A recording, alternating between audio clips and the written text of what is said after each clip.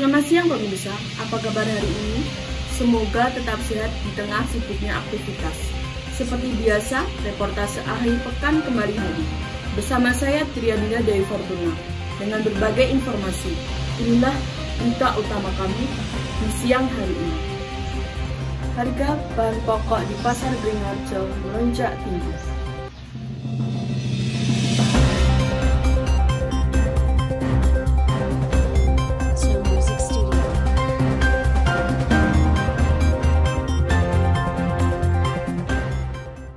Menyambut bulan Ramadan, biasanya terjadi kenaikan harga dari beberapa bahan pokok.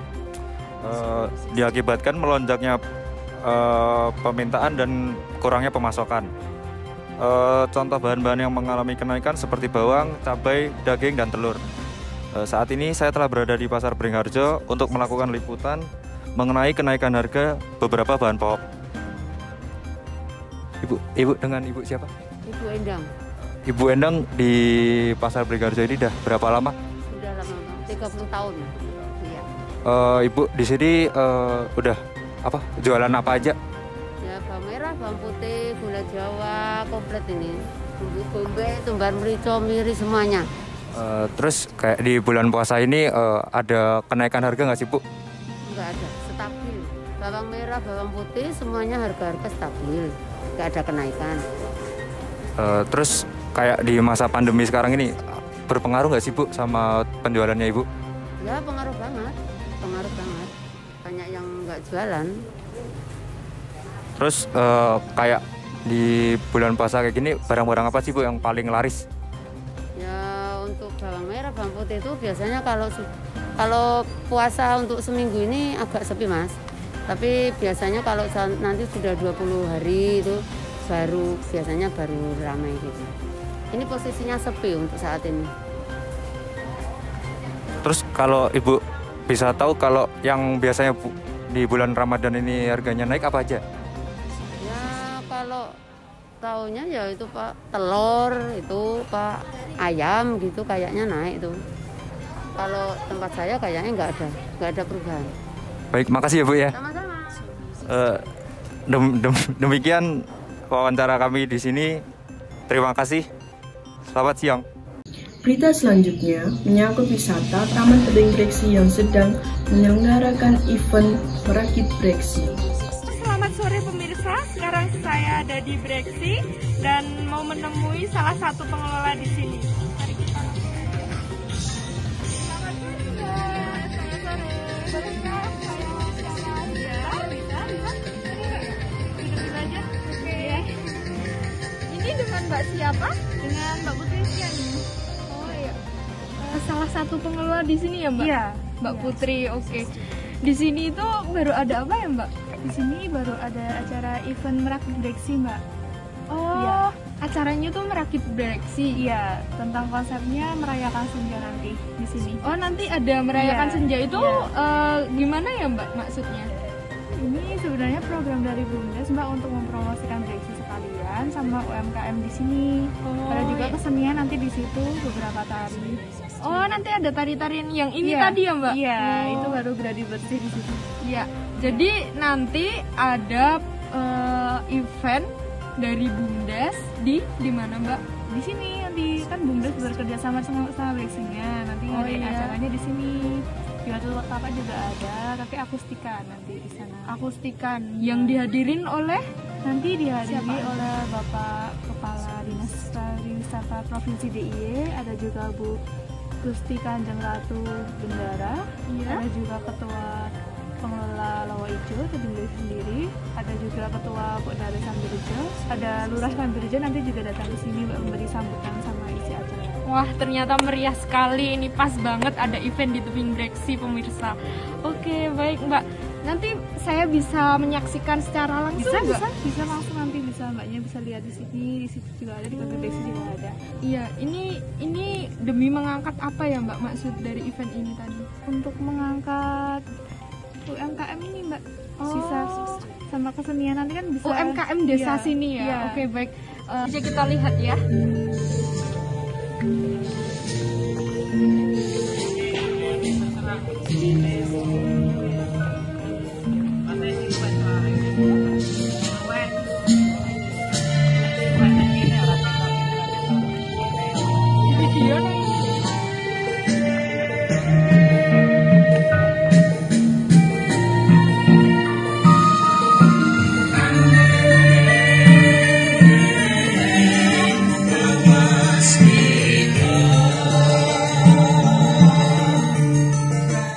Pemirsa, potret Malioboro di masa pandemi kini tampak sepi. Sebagai kota yang kaya akan pariwisata dan budaya, Yogyakarta tentunya memiliki banyak tempat yang menjadi daya tarik pariwisata. Tidak terkecuali dengan salah satu tempat paling ikonik di Yogyakarta ini, ya, Jalan Malioboro. Jalan ini memang sangat terkenal oleh masyarakat di Indonesia karena mempunyai nilai filosofis dan sejarah yang kuat. Jalan Malioboro ini dikenal sebagai penggerak utama nadi Yogyakarta sejak Kerajaan Ngayogyakarta Hadiningrat didirikan. Malioboro merupakan nama salah satu kawasan jalan dari 3 jalan di Yogyakarta yang membentang dari Tugu Yogyakarta hingga ke perempatan kantor pos Yogyakarta. Secara keseluruhan, terdiri dari Jalan Margo Utomo, Jalan Malioboro, dan Jalan Margomulyo. Jalan ini merupakan garis poros imajiner Keraton Yogyakarta. Kalau buat data sendiri di Malioboro sebenarnya banyak sih. Karena yang pertama karena tempatnya ramai, banyak yang jualan, ya berarti itu juga bisa cari. Misalnya kayak beli pernak-pernik, beli oleh-oleh di Malioboro tuh boleh banget. Yang kedua itu deket sama benteng. Jadi kayak misalnya kalian mau wisata sejarah di sini juga asik banget sih. Sama deket keraton juga aksesnya. Terus selanjutnya di sini juga banyak spot-spot foto sih. Jadi kalau kalian yang mau ngabuburit sambil hunting foto, sambil nyanyi foto bagus, di sini boleh banget di Malioboro. Namun saat ini wajah Malioboro kembali segar dan cantik dengan dikembalikannya fungsi pedestrian, di mana para wisatawan sangat nyaman untuk berjalan di sepanjang Jalan Malioboro. Apabila Anda ingin membeli oleh-oleh maupun kenangan dari Yogyakarta, maka Anda bisa membeli banyak cenderamata di pedagang kaki lima yang ada di sepanjang Jalan Malioboro. Juga terdapat beberapa objek bersejarah di kawasan 3 jalan ini, antara lain Tugu Yogyakarta, Stasiun Tugu, Gedung Agung, Pasar Beringharjo, Benteng Frederberg, dan Monumen Serangan Umum 1 Maret. Serta terkenal sebagai tempat berkumpulnya para seniman yang sering mengekspresikan kemampuan mereka seperti bermain musik, melukis, happening art, pantomim, dan lain-lain di sepanjang jalan ini. Kalau kondisi itu sendiri Malioboro saat pandemi sih ya masih ramai-ramai aja, cuman protokolnya diperketat sih, kayak ada banyak petugas-petugas yang jaga, terus rata-rata pada maskeran di sini. Yang penting jaga jarak sih. Terus kalau buat yang pada mau ke Malioboro sih ada mungkin tips and trick mungkin ya. Dia paling itu selalu taati protokol, pakai masker, jaga jarak, jangan lupa cuci tangan, pakai hand sanitizer. Sama di Malioboro juga banyak tempat-tempat cuci tangan sih. Jadi buat kalian yang mau kesini jangan malas-malas cuci tangan, jangan lupa pakai masker, dan jangan lupa jaga jarak.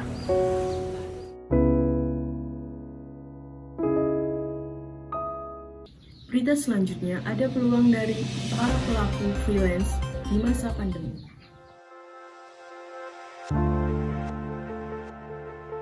Apa pengertian dari freelance? Mungkin hingga saat ini kamu masih belum mengetahui istilah tersebut. Freelance merupakan sebutan bagi orang-orang yang berstatus kerja, tetapi waktu kerja tersebut dapat diatur sendiri. Tidak seperti karyawan lainnya yang harus memiliki jam kerja selama 8 jam sehari. Saat ini, pekerjaan sebagai freelance sudah diminati oleh banyak orang karena beberapa jenis pekerjaan freelance memiliki prospek dan profit yang tinggi. Pekerjaan freelance yang sangat diminati oleh orang-orang salah satunya adalah graphic designer. Untuk mencari pelanggan, seorang desainer biasanya akan mempromosikan kemampuan dirinya melewati sebuah platform secara online. Biasanya, orang yang bekerja sebagai freelance adalah orang yang sudah tamat sekolah. Dari lulus SMK sampai sekarang, karena saya malas bekerja untuk ikut orang lain, dan saya mencoba iseng-iseng belajar hidup di freelance. Oh, jadi kalau freelance itu enaknya apa, Mas? Enaknya ya hidup bekerja sendiri tanpa beban orang lain. Terus kalau ada deadline gitu, siapa yang nungguin, Mas? Ya nungguin diri sendiri.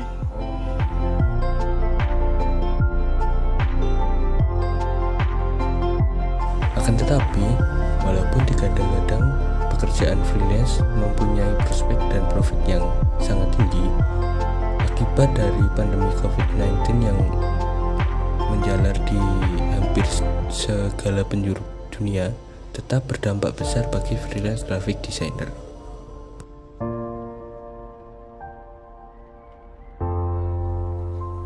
di pekerjaan freelance saya, pertama-tamanya itu ya sepi seperti pekerjaan lainnya, lama-kelamaan meningkat agak pesaji. Terus katanya kalau memasarkan desain itu gimana? Saya memasarkan desain itu di beberapa website seperti 99 itu seperti kontes desain, dan microstock lainnya seperti Shutterstock, Freepik, Adobe dan lain-lainnya. Terus itu gajiannya itu gimana, Mas? Gajiannya belum tentu, itu tergantung juga dolarnya berapa. Jadi ikut dolar naik up sama turunnya dolar itu ya.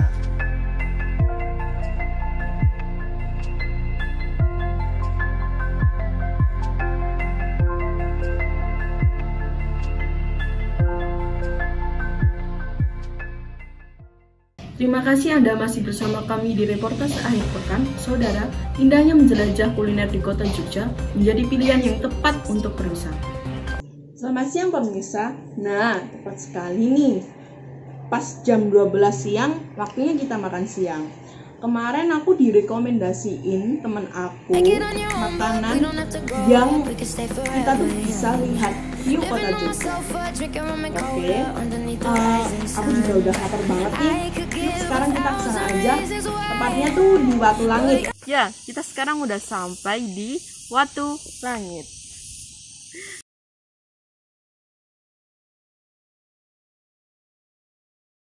His ticket, so stay. All you have to do is wait a second. Your hands on mine. Terus ini yang rekomend snack sama minumannya apa ya? Minumnya ada Ya udah itu aja nggak?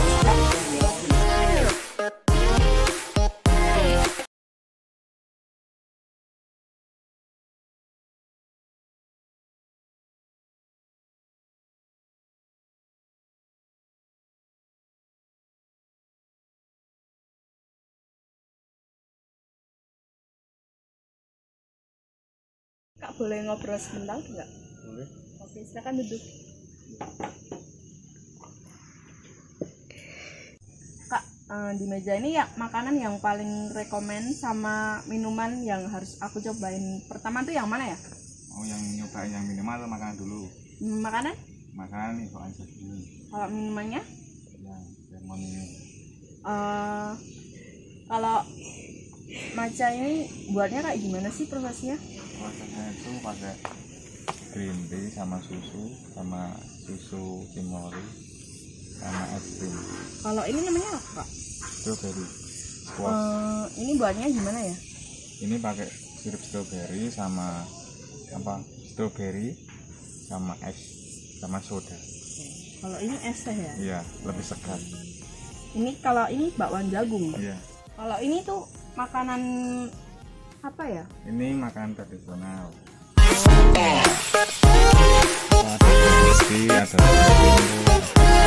Ada sama oseng bihun. Oke. Terima kasih ya Kak atas penjelasan sedikit tentang makanan tadi. Oke, saya lanjut makan ya. Ya, silakan. Iya, terima kasih. Ya. Oke, sampai di sini aja perjumpaan kita pada hari ini. Aku mau lanjut makan dulu. Sampai jumpa. Dadah. Terima kasih. Pemirsa, berita terakhir datang dari Kampung Ramadan UMKM Bangkit. Berita ini sekaligus akan mengakhiri perjumpaan kita hari ini. Saya Tria Dinda Dewi Fortuna pamit undur diri dan seluruh kerabat kerja yang bertugas mengucapkan terima kasih atas kerjasama Anda. Saksikan terus reportase akhir pekan dan sampai jumpa. Bulan Ramadan merupakan bulan suci penuh berkah. Di masa pandemi COVID-19 ini tak menghalangi semangat warga untuk berburu beragam takjil. Para pedagang pun berlomba-lomba menyajikan beragam takjil dan jajanan. Seperti yang terlihat pada Kampung Ramadan UMKM Bangkit di Kabupaten Pasir. Sempat tidak diadakan pada tahun lalu, tahun ini Pasar Ramadan kembali hadir di daerah wisata belanja Kabupaten Pasir. Beragam jenis takjil dan jajanan tersaji mulai dari yang tradisional hingga yang modern. Pasar ini mulai dibuka pukul 4 sore hingga menjelang berbuka puasa. Semakin sore, suasana pasar terlihat semakin ramai. Bahkan, panitia menyiapkan hiburan khusus berupa musik untuk menghibur warga yang sedang berburu takjil. Demi menjaga keamanan dalam situasi COVID, Kampung Ramadan ini diawasi langsung oleh Satgas COVID Kabupaten Pasir dan Forum UMKM Era Baru. Panitia Kampung Ramadan menyediakan keran air dan mewajibkan seluruh pengunjung untuk mencuci tangan sebelum dan sesudah memasuki pasar Ramadan, serta selalu mengenakan masker dan menjaga jarak. Dengan penerapan protokol kesehatan, keberlanjutan dari segala itu adalah dari pengelola. Kalau pengelola berani bertanggung jawab, baik secara tertulis ataupun pelaksanaan, maka akan diberi izin. Dan ada 5M, menggunakan masker, mencuci tangan, menjaga jarak, mengurangi kerumunan dan mobilitas. Sangat dibutuhkan oleh para pedagang karena selama pandemi ini untuk kegiatan mereka sama sekali tidak ada karena memang keterbatasan. Dengan dibukanya Wisbel, wisata belanja di Tanah Pasir ini, di sini ada 3 konsep, yaitu UMKM, sedangkan di tengah adalah pasar Ramadan sendiri. Bagian adalah konsep untuk penataan di wilayah Wisbel itu sendiri. Dengan adanya fasilitasi oleh Disporapar dan Forum UMKM Era Baru, warga mengakui penjualan meningkat drastis. Bagi Anda warga Tanah Pasir yang ingin berburu kuliner Ramadan dengan aman dan nyaman saat pandemi, Kampung Ramadan UMKM Bangkit adalah destinasi yang tepat bagi Anda. Fitra Nurkhalisa dari Kampung Ramadan, Kabupaten Pasir, Kalimantan Timur, melaporkan.